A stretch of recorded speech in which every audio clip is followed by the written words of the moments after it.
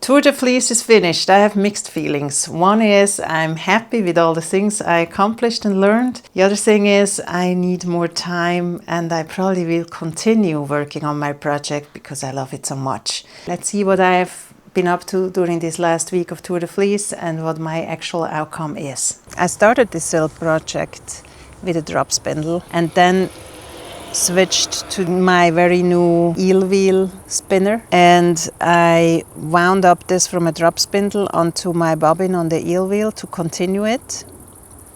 And if you look at this, it's very perfectly spun considering it's Sari Silk. And as I was spinning with the e-spinner, I realized I spin much nicer the Sari Silk with my drop spindle because it spins slower, I have more time to draft. It takes also longer, of course, but the threads are much more even. So I try to duplicate my movements on the e-spinner that I do with my drop spindle. And I will show you now how I draft my Sari Silk, which is a little unusual, but I think it turns out very well like this. First, I show you my drafting technique with this red fluff, which is a mix of red Sari Silk and red mulberry silk. To spin my fluff, I actually open it up. I don't spin it as a rollac. It was like this on my handcarder, and that's how I spin it from one side. So all the fibers are basically lined up like this. I spin it from one end and they all fall into place. That's the easiest way to spin it, I found. So very thin layers, so I don't have to put a lot of effort into the drafting. It comes apart very easily. And since the silk fiber is very thin and spins, when you spin fast, it will catch on really fast to new fiber, so you have to be relatively fast pulling enough, and you can also let it go in as a long draft because then the slobs stick together and you have no chance of getting them apart on the fly, the slobs that are left over. You don't have to do it like this if you want very slopsy Sari silk yarn, of course, but that's what I did for this Tour de Fleece. So let's look how I draft. So instead of drafting short draw like this, I mean right here it's okay because it's carded very well. I'm drafting like I would hold it with a drop spindle, like this. If I draft this way, holding it like this,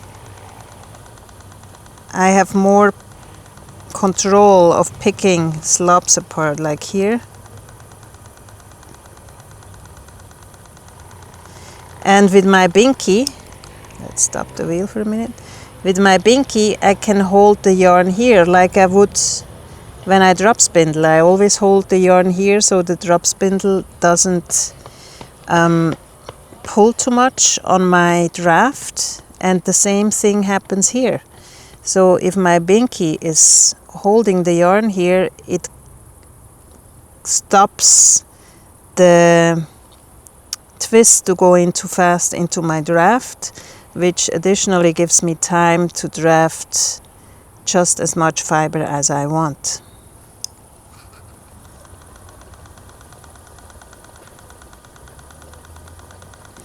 So there is, for example, a slob here. I can pick apart a little bit.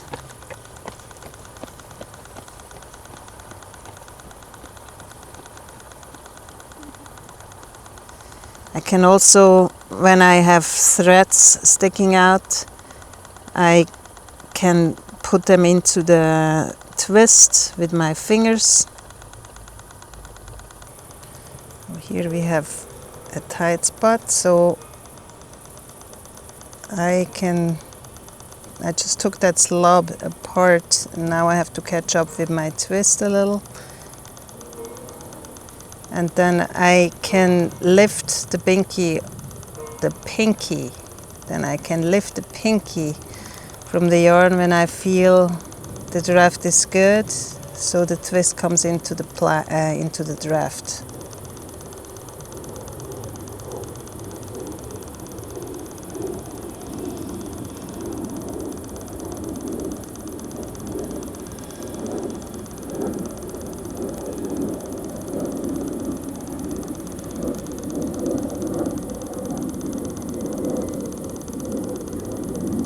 This is what I just made now. That's the leader. With this mix I have to go faster because at white mulberry silk it's much thinner.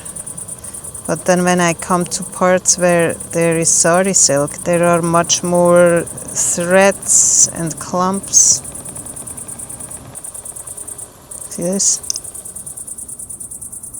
There's a lot of those parts there. Sometimes I'm fast enough to get that apart, sometimes not. But it's alright. I like a little texture.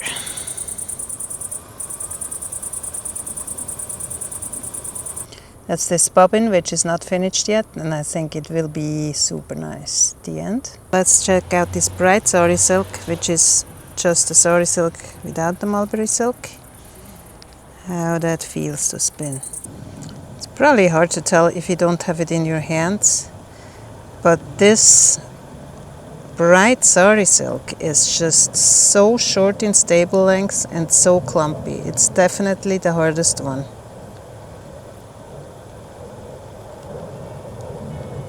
I feel like I'm constantly adjusting little bits and pieces back and forward.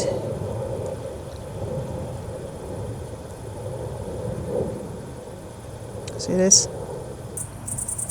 It's also very sticky compared to the other colored Sari silk. So I think if you have projects with Sari silk, you can't really tell if you have just one color how Sari silk feels, because they all feel so different.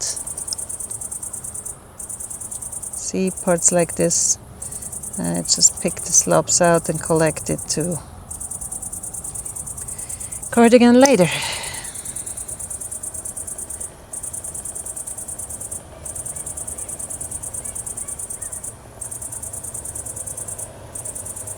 Spinning a little bit at a weird angle right now because of the camera. Usually I would have that much more straight, like this.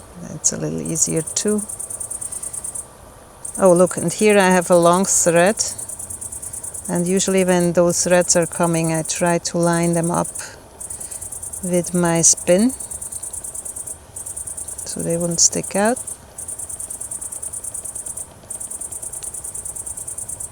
The other thing I meant to mention is I am a purist. I love wooden hand spindles made out of sticks, stones and snail houses, but that e-spinner has its advantages. It is very handy to have the eel wheel on a field next to the crickets and sheep with you with a battery.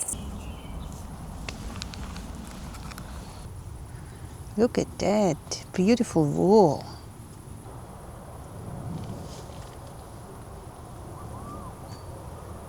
And now I tell you a story that some of you might be able to relate to, or some of you are scared to ever encounter. I worked on this beautiful green Sari silk, which is, by the way, just 100% Sari silk, not mixed with mulberry silk at all. I think it turned out pretty nice. I have my 3 singles on the bobbin ready to ply, and I plied it happily on my spinning wheel. This I spun on the e-spinner. Applied it on the spinning wheel because I think it's easier to, or it's more rhythmic to ply on the spinning wheel when you have to pedal. Then you know how many turns you have. It just fall better into a rhythm. And I was a third through it, and then I realized I plied the wrong direction. I applied the same direction as I spun it. So I had to unply it and roll it back onto the bobbin. And I'm very sorry I didn't shoot that moment with my camera. I wasn't in the mood. But if anybody is interested how I solved the problem, I will reenact this with some less precious fiber. Please let me know in the comments. I did it and it still looks good. Then the reason I 3-ply this with 3 bobbins instead of a chain ply, I tried one skein with a chain ply, and I think it's easier to 3-ply it with 3 bobbins.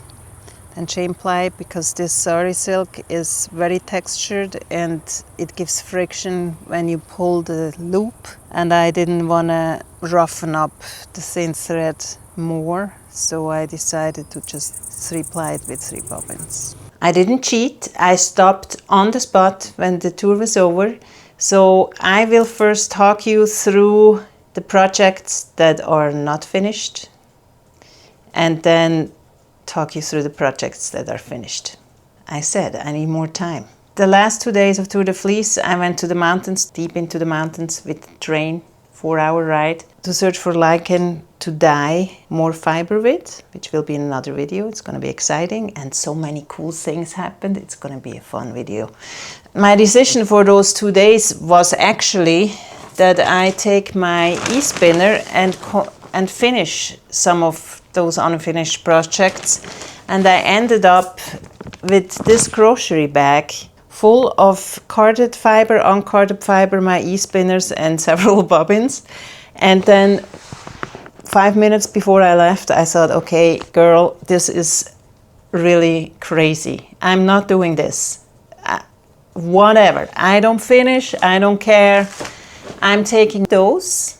They're now in my handmade lacy Kate. And the fiber that I got from Wildcrafts that I showed you in my last unboxing video. So I actually drop spindled in those 2 days about 300 meters of singles, which I plied in the last few seconds of Tour de Fleece with this lacy Kate.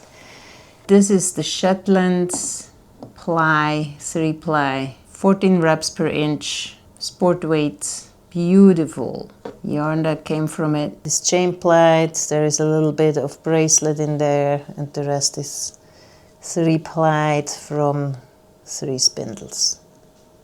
It's 98 meters, and I think it turned out so pretty. We should probably take it off the nitty-nutty together right now, but I didn't have time to put the yarn threads on it, so if I take it off right now, it will tangle. My plan worked out. This is 50 grams, by the way. This is 50 grams. So I divided into 3 and then had a 3-ply afterwards, which I didn't even put it on the bobbin. It's awesome. Totally portable. The lacy Kate I make even flat. So if I go somewhere next time, I take those 3 spindles with the flat lacy Kate. I'm good. My bright silk singles are still on the bobbin. If I would ply them right now, it would give me a bigger skein than the yellow mix. It's heavier and the same thickness, but I didn't want to ply it yet because I prepared all those other fluffs that I want to put on first to make it bigger. Plus, I still have some bright Sari silk left over I want to card. So I want to make this a really big skeins since I have enough space on those bobbins. Need more time for that. This is already over 100 grams altogether, and with more silk on it will be even heavier. This one was 63 grams. I started the red silk, which I wanted to be in this row of colors. And I even took those spindles with me. I thought I have time to finish the red silk. Those spindles still have the pink white mix on it here. I just started spindling on top of it. And the red white mix here, which are 2 other mixes that should be in here. This beautiful green black white mix, I have just 1 bobbin too. This is the fiber I haven't carded for it yet. For the other 2 bobbins. Should also be in my row of colors. This fun mix is also 1 bobbin. The rest I still have to card. It's mixed with the silk noil that gives those fun little texture thingies. This mix I still have to card. This pink and red mix I want to card. This pink and blue mix I want to hand card. It's going to be really nice, I think.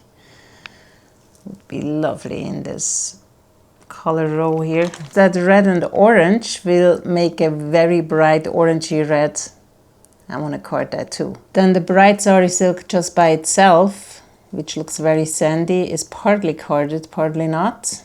To do that too. Part of it is already hand spindled and put on this little tiny bobbin here. This bright silk and blue noil mix, I started hand carding, didn't get to spin yet. I want to finish that too. Looks probably gonna look very nice. This bobbin is actually a collection of plies with leftover that I spun together and collect on this bobbin, and then I want 3 bobbins of that and make a colorful mix.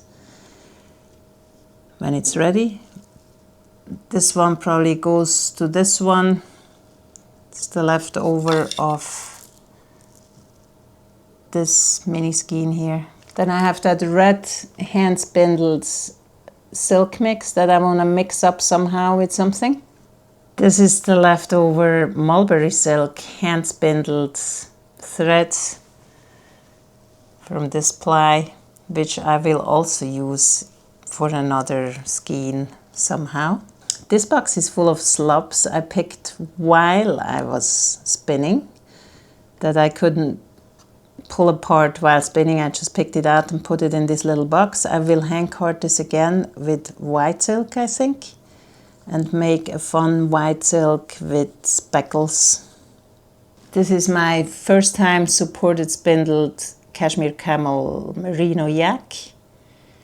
On this bobbin, this is the same fiber that I started spinning with my wheel. This is the whole fiber I have from that beautiful blend that I really want to spin. This superwash merino single is the leftover from this skein I did when I first started spinning with the eel wheel. My first projects with the eel wheel were those two 2-ply skeins, each 50 grams. This one is 200 gram and really long, sport weight. You see, I'm still busy. But let me give you a close-up of the colors that are actually finished on the table. All those mini skeins together are 124 grams and about 300 meters. So it's basically one big skein. This one was the test to ply this bigger skein. This one was the test if I should ply this bright mix the same way like I did the yellow mix with one single, just the mulberry silk. I think it turned out nice, but I decided I will ply that bright mix like this, which is also just a sample of what will happen with this. And I think it's very nice. It's a very nice beige with variations in it, and I look forward to have a big skein of that. This one is the bright pink with green mulberry silk mix. This is the darker shade pink Sari Silk just by itself. The black cauldron Sari Silk by itself with almost no green in it, just the red accents. I'm gonna do the same skein actually with the green accents. This Sari Silk, it's from the same top, but some of it has more red in it and some of it has more green in it. So the green will look similar, just instead of the red shade, it will have the green shade. This is that tiny piece of blue Sari Silk I had mixed with mulberry silk of 2 different blues. This one is this Sari Silk, but mixed with white and blue mulberry silk. This is just the Sari Silk. This is just the green Sari Silk by itself. Those are samples from the beginning. I did just 2-ply when I started. Doesn't really belong to this mix, but I still spun it during Tour de Fleece. And this is also 2-ply with this Sari Silk. So all in all, I'm happy. I wish I would have come further, but I think I did a lot, especially considering that this skein was entirely drop spindled. This skein was entirely drop spindled. This one was entirely drop spindled.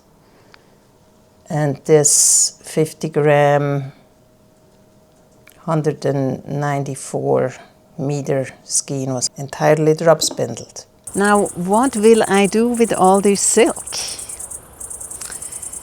I am seeing a summer top in my mind, and I think I'm gonna knit it top down. And I don't know if I have enough bright silk to do that, just the bright. Maybe I mix it with the colors, or maybe I do a colorful one and the bright one, or I might spin even more so I can have a reddish tone one, a bluish tone one, a greenish tone one, and a bright tonish one, just so they don't bleed into each other. I would need more spinning time though, and I started loving the Sari Silk so much. I wouldn't mind spinning for a whole other year on this. I have this book, it's Japanese knitting stitches. And in this book are a lot of stitches I can envision to incorporate into a summer top like that. I think I'm gonna knit it top down